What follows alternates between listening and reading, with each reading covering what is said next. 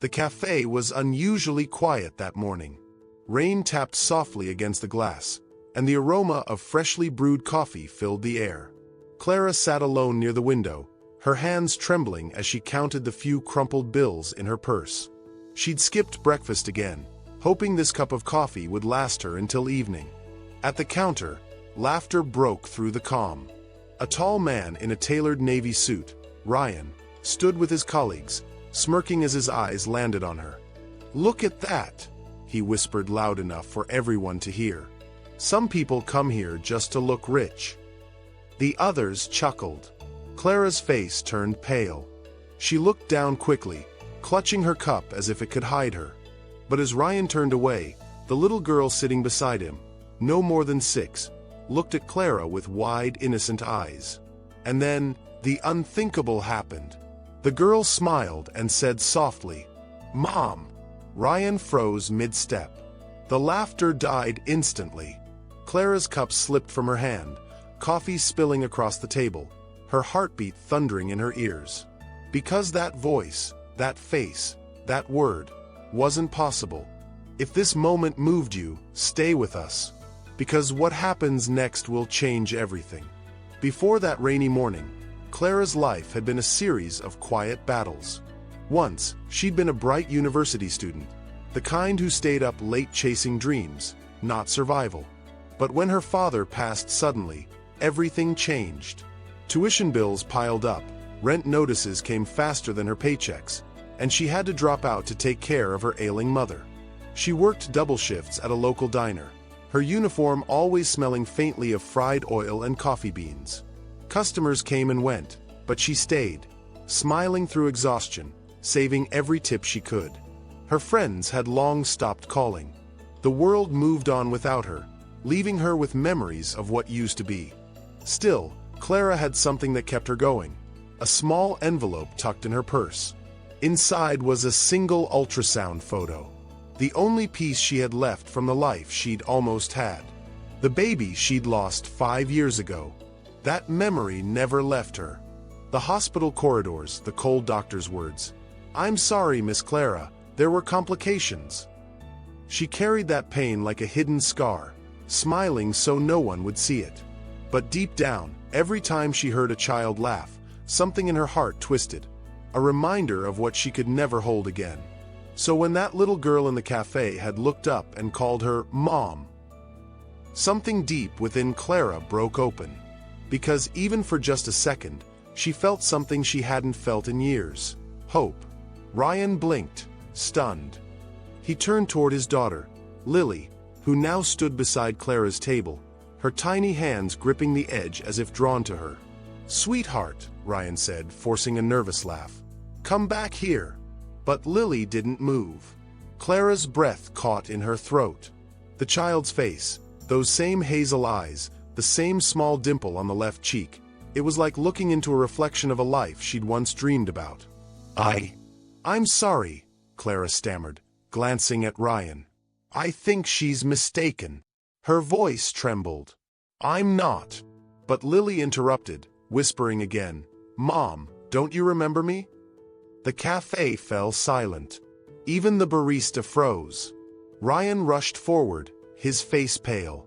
"Lily," he snapped, pulling her away. His hand shook slightly as he forced a smile to the other customers. "She's just confused. She does this sometimes." But the way he looked at Clara wasn't confusion. It was something else. Fear. "Do I know you?" Clara asked quietly, her heart racing. Ryan shook his head quickly. "No, you don't." He turned toward the door, dragging Lily with him. But just as he reached the exit, Lily turned once more, her small voice breaking through the tension. "She is my mom, Daddy. You told me she was gone." Ryan froze in the doorway. Clara's vision blurred. The sound of her heartbeat drowned out everything else. Gone. The coffee cup slipped from her trembling hands again, shattering on the floor, the same way her world was about to. Because she suddenly realized, this wasn't just a coincidence. And Ryan knew something she didn't. Clara stood frozen long after the door shut behind Ryan and the little girl. The cafe hummed again, but everything around her felt distant, muffled, unreal. Gone. You told me she was gone. The words repeated in her mind like a haunting melody. That night, unable to sleep, Clara walked through the rain toward the small apartment where she lived alone. Her thoughts wouldn't stop racing. Who was that man? And why had that child, his daughter, looked so heartbreakingly familiar? The next morning, Clara returned to the cafe, hoping to see them again. Hours passed. No sign. But as she gathered her things to leave, a barista approached her nervously. Miss, she said, glancing around. That man from yesterday. He left this envelope for you. Clara's pulse quickened as she opened it. Inside was a folded note. One line written in bold, hurried ink. Don't come looking for us. It's not safe. Her heart dropped. Not safe. Safe from what? Or who?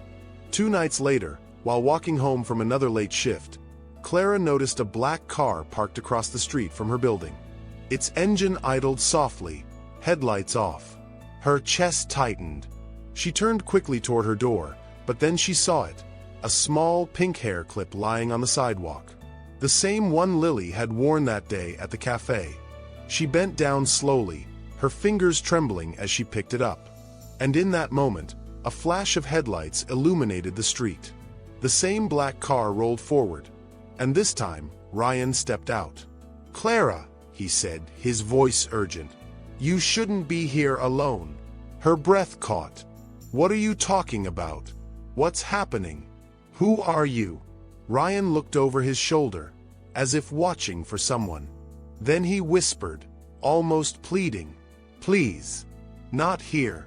Not where they can see us. A chill ran down her spine. Before she could speak again, another car turned the corner. Dark windows, slow movement, headlights cutting through the rain. Ryan stepped in front of her protectively. Get inside, Clara. Now. And for the first time, she saw something in his eyes that wasn't arrogance or guilt. It was fear. Real fear.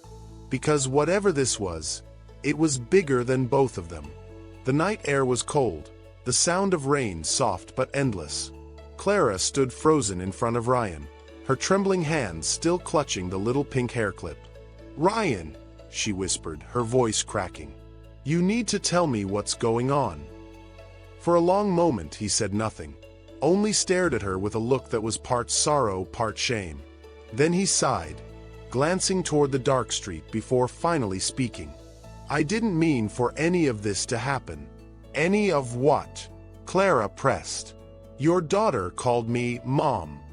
She said you told her I was gone. Why would you? Ryan's voice broke through the rain, low and raw. Because she's not supposed to exist.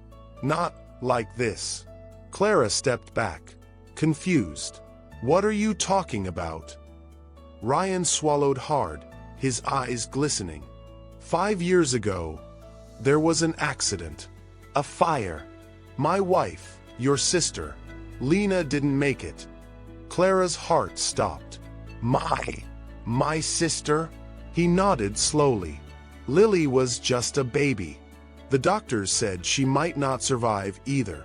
But she did. And before Lena died, she made me promise that if anything happened to her, I'd protect Lily and tell her her mother loved her. Tears burned Clara's eyes. She felt the ground tilt beneath her feet. But why did she call me Mom? Why? Because, Ryan whispered.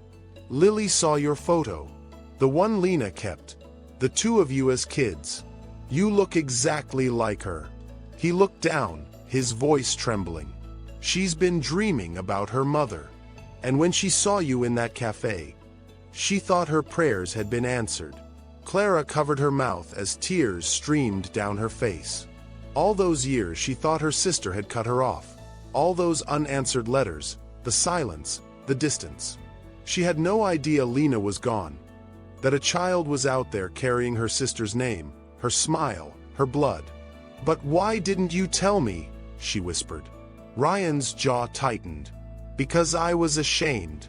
After the fire, I lost everything. The company, the house, the will to even breathe. I thought I could raise her alone, but I wasn't enough. And when she started asking questions, I panicked. I told her her mother was gone, and I didn't know how to tell her that her aunt, the only family she had left, was still alive. He looked up at Clara, rain dripping down his face like tears. I should have found you. I should have told you the truth. But when she called you Mom, I saw something I hadn't seen in years. Hope. The words broke her. Because for the first time in years, Clara wasn't the woman everyone overlooked. She was the piece of a family she didn't even know she'd lost. And now, standing in the cold, she realized that the pain, the emptiness, the years of loneliness, had all led her right here. To the little girl who had called her Mom. The rain had stopped by morning. The city felt softer somehow, as if even the sky had exhaled after holding its breath all night. Ryan stood by the park's edge, hands deep in his coat pockets, watching Clara push Lily gently on a swing. The little girl laughed, the kind of laugh that carries warmth even into cold air. For a moment, he just watched them, his heart caught between guilt and peace. When he finally walked toward them, Clara looked up, smiling faintly through eyes still red from the night before. You came, she said. He nodded. I told you. I'm done running. Lily jumped off the swing, running to him. Daddy, can Aunt Clara come to our house again today? He knelt down, brushing a strand of hair from her face. What if, he said softly, Aunt Clara didn't just visit? What if she stayed? Lily's eyes widened. You mean she'll live with us? Ryan smiled through tears. If she wants to. Clara's breath caught. She knelt beside them, looking between them both. One man still healing from loss. One child still learning love. I'd like that, she whispered. I'd like that a lot. Ryan stood and turned to her, his voice trembling with sincerity. I've already started rebuilding the old house, he said. The one Lena loved. I want you and Lily to have it. Together. Somewhere warm. Somewhere that feels like home again. Clara blinked back tears. You don't have to. I do, he interrupted gently. For her. For both of you. Silence settled for a moment, filled only by the sound of the wind brushing through the trees. Then Lily took Clara's hand and placed it in her father's. Now we can all be happy again, she said, smiling up at them. And somehow, in that single, fragile moment, they were. Weeks later, sunlight streamed through the windows of a freshly painted house on a quiet street. Family photos lined the walls, some of Lena, some of Lily, and now, one of Clara too. Clara stood in the kitchen, helping Lily with her homework as Ryan walked in carrying grocery bags and coffee. You bought too much, she teased gently. He grinned. I didn't want to risk missing anything. Not this time. Their eyes met. There was a quiet understanding there, that life doesn't always give you what you expect. But sometimes, it gives you a second chance at what you lost. As Lily hummed softly in the background, Clara looked toward the sky and whispered under her breath, Thank you, Lena, for bringing me home. Because in the end, this wasn't just about loss. It was about love finding its way back, even after the fire, the silence, the years.